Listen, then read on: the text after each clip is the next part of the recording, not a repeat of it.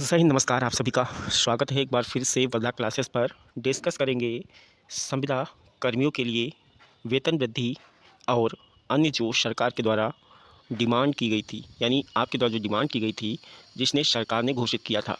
तो वेतन वृद्धि पर 11 से 12 लाख कर्मियों के लिए महत्वपूर्ण अपडेट इस वीडियो में देखने को मिलेगी। आप सभी को इंतजार था उत्तर प्रदेश आउटसोर्स सेवा निगम, जो कि 6 महीने का समय लगा है बनने में, और उसको 2 से 3 महीने इंतज़ार करना पड़ा था कि कैबिनेट में उसको कब मंजूर किया जाएगा। तो कैबिनेट में भी इसको मंजूरी मिल गई थी। इसके बाद इंतज़ार था कि कर्मचारी जो हैं वो कब तक आएँगे, यानी आयोग यानी जो निगम बना है। तो अभी 3 दिन पहले आप सभी को अपडेट दिया गया था कि जो अधिकारी हैं वो सारे नियुक्त हो चुके हैं उत्तर प्रदेश आउटसोर्स सेवा निगम में। तो अब आगे मैंने बोला था जो सूचनाएं आएंगी आप सभी को चैनल के माध्यम से देखने को मिलेंगी, वो भी सही और सटीक जानकारी के साथ। तो वेतन वृद्धि का लंबा इंतजार आप सभी का खत्म। इस मुद्दे को लेकर सीएम को पत्र, आदेश हुआ जारी। 11 लाख कर्मियों को सीधा मिलेगा इसका लाभ। कौन से महीने से आपका जो बढ़ा हुआ वेतन है या फिर जिनका वेतन नहीं आया है, लेट चल रहा है, उन सभी का वेतन किस महीने में आपके बैंक खातों तक पहुंचेगा। सबसे पहले जितने भी हमारे उत्तर प्रदेश के भाई बहन हैं जो उत्तर प्रदेश सरकार को अपनी सेवाएं प्रदान कर रहे हैं, अभी तक चैनल को सब्सक्राइब नहीं किया, सब्सक्राइब करके बेल आइकन को दबा दीजिए। किसी भी विभाग में आप लोग काम कर रहे हैं, आपके विभाग से रिलेटेड सरकार के द्वारा जो भी योजनाएं, जो भी सूचनाएं निकल कर आती हैं, उन सभी सूचनाओं की जानकारी चैनल के माध्यम से आप सभी भाई बहनों तक पहुँचाया जाता है। तो वीडियो को शेयर भी कर दीजिए। और वेतन वृद्धि में सबसे पहला जो प्रमुख कारण था कि लेट हो रहा था, वो ये था कि घोषणा तो यहाँ पर पहले की गई थी, महाकुंभ के पहले घोषणाएँ की गई थी। तो उसमें से उसके बाद यही पेच फँसा था कि आउटसोर्स सेवा निगम बनेगा और उसी के द्वारा जो वेतन वृद्धि, अन्य जो सुविधाएँ हैं वो उसी के द्वारा दी जाएँगी। तो चलिए देखते हैं क्या फाइनली क्या अपडेट है आप सभी के लिए, और वेतन वृद्धि का जो आदेश है वो कितने विभागों के लिए जारी होने जा रहा है, और उसमें जो है कौन-कौन से कर्मचारियों को जो है शामिल किया गया है, यानी संविदा कर्मी में शामिल किया गया है, उन्हीं का वेतन बढ़ेगा। चाहे इंतज़ार करें आंगनबाड़ी, अनुदेशक, शिक्षा मित्र, सफाई कर्मी, केयर टेकर, और वहीं पर जो अभी ईसीसी एजुकेटर भर्ती चल रही है, आंगनबाड़ी भर्ती, सहायिका भर्ती। तो कितने बिजली विभाग के कर्मचारी हो गए, स्वास्थ्य विभाग के कर्मचारी हो गए, तो कितने विभागों को और किन किन कर्मचारियों को इसमें शामिल किया गया है, ये काफ़ी ज़्यादा महत्वपूर्ण पॉइंट है। तो चलिए स्टार्ट करते हैं। उससे पहले जो भाई बहन अभी तक वीडियो को लाइक नहीं किया है, चैनल को सब्सक्राइब नहीं किया, कर लीजिए, भविष्य में आप सभी का ही बेनिफिट होगा। तो साथियों ये आदेश पुराना जो आया था, जारी किया गया था, आउटसोर्स सेवा निगम के बाद बनने के बाद ये आदेश आया था। इस आदेश को 2 महीने हुआ जा रहा है। सैलरी वृद्धि का आदेश था ये, और जो कि क्लियर नहीं दिख रहा है, लेकिन ये टेलीग्राम चैनल पर उपलब्ध है, आप सभी वहाँ पर जाके देख सकते हैं। तो साथियों ये ताज़ी अपडेट आप सभी को प्रोवाइड कराई जा रही है, यहाँ पर देख सकते हैं। पर ये यहाँ पर न्यूज़पेपर जो है अमृत बाजार पत्रिका, अमृत विचार नेटवर्क जो है उसकी तरफ से है, और इसको खबर की पुष्टि करता है। 21 नवंबर दोपहर की अपडेट आई है उत्तर प्रदेश आउटसोर्स सेवा निगम से वेतन वृद्धि को लेकर। आप सभी के लिए आउटसोर्स सेवा निगम बना, नियमावली और कार्यान्वयन तंत्र नहीं, यूपी सरकार की मंजूरी के बाद भी प्रावधान फाइलों में कैद।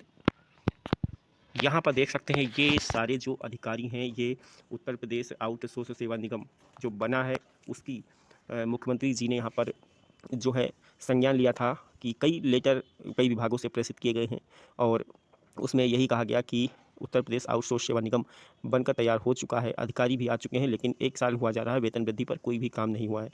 तो ये यहाँ पर अधिकारियों को बुलाकर मीटिंग कराई गई है, और योगी आदित्यनाथ सीएम जी ने यहाँ पर संज्ञान लिया है। यहाँ पर देख सकते हैं कि बड़ी खबर आ चुकी है यहाँ पर लखनऊ से। योगी कैबिनेट की मंजूरी के बाद भी आउटसोर्स सेवा निगम की नियमावली और कार्यान्वयन तंत्र अधूरा पड़ा है। इस देरी की वजह से लाखों संविदा आउटसोर्स कर्मियों की नियुक्ति, मानदेय, सुविधाओं के मसले अनसुलझे हैं। पुरानी एजेंसियों के माध्यम से कर्मचारियों को वेतन, ईपीएफ, ईएसआई योगदान, सेवा शर्त, सुरक्षा आदि में तमाम शिकायतें हैं। नए ढांचे के लागू न होने से ये समस्याएं लंबित बनी हुई हैं।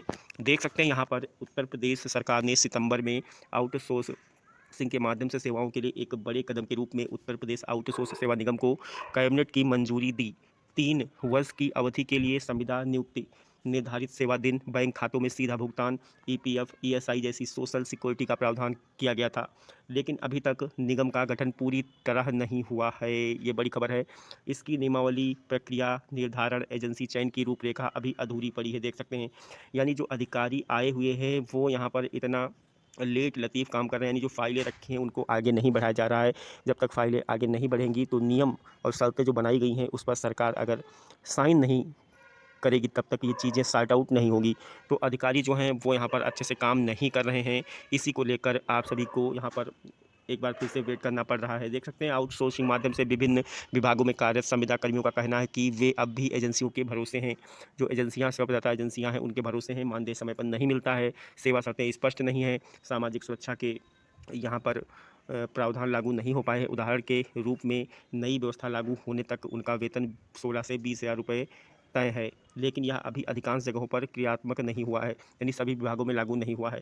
ऐसी संविदा स्थिति में लंबे समय तक काम कर रहे कर्मियों की असमर्थता, असमय सेवा छांटनी, मानदेय में देरी और सामाजिक सुरक्षा लाभ की कमी जैसी चिंताएं बढ़ रही हैं। दूसरी ओर सरकार कह रही है कि पंजीकरण औपचारिकताएं पूरी हैं, इसके बाद विभिन्न विभागों में प्रक्रिया शुरू कर दी जाएगी।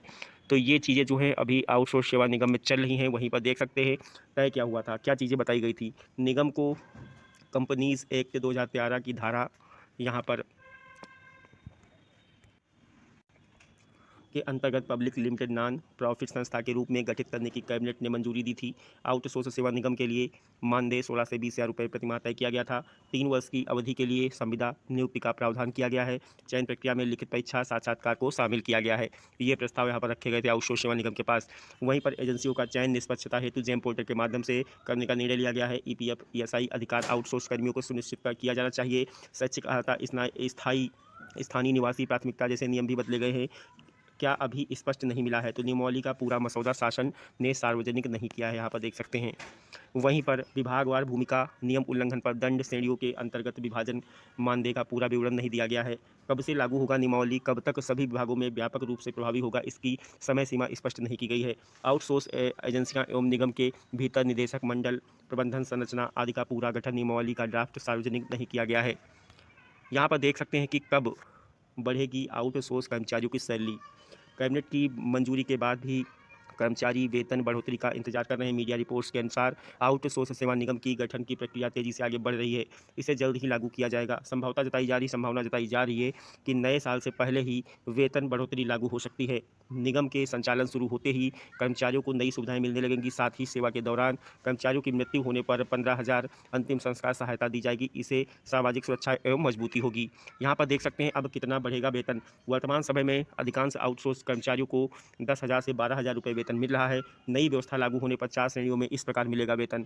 श्रेणी 1 में 20,000, श्रेणी 2 में 22,500, श्रेणी 3 में 25,000 और श्रेणी 4 में यहाँ पर 40,000 और श्रेणी 1, 2, 3, 4 ये बताया गया था। इसकी क्वालिफिकेशन आप सभी को पहले ही बताई जा चुकी है। वेतन समय पर देने के लिए यहाँ अनिवार्य किया गया है कि भुगतान हर महीने की 5 तारीख तक कर्मचारियों के बैंक खातों में पहुँचाई जा सके। फिलहाल कर्मचारी निगम की पूरी तरह से लागू होने का इंतजार कर रहे हैं। तो ये साथियों आप सभी के लिए पूरी जानकारी दे दी गई है। आप लोग जानने के लिए इच्छुक थे कि सैलरी वृद्धि क्यों नहीं हो रही, कहाँ पर काम जो है अटका हुआ है, तो पूरा विस्तृत ब्यौरा जो है वीडियो के माध्यम से आप सभी को बता दिया गया है। तो सूचनाएं सही और सटीक प्रोवाइड किया थी वर्धा क्लासेस की तरफ से। अभी जिन भाई बहनों ने चैनल को सब्सक्राइब नहीं किया है सब्सक्राइब कर लीजिए। जो भी सूचनाएं आगे आएंगी, जो भी अपडेट आएगी, चाहे किसी भी विभाग से आए, आप सभी तक चैनल के माध्यम से जरूर पहुँचाई जाएगी। तो सभी साथी वीडियो को लाइक और शेयर करके जाएंगे, चैनल को सब्सक्राइब करके जाएंगे।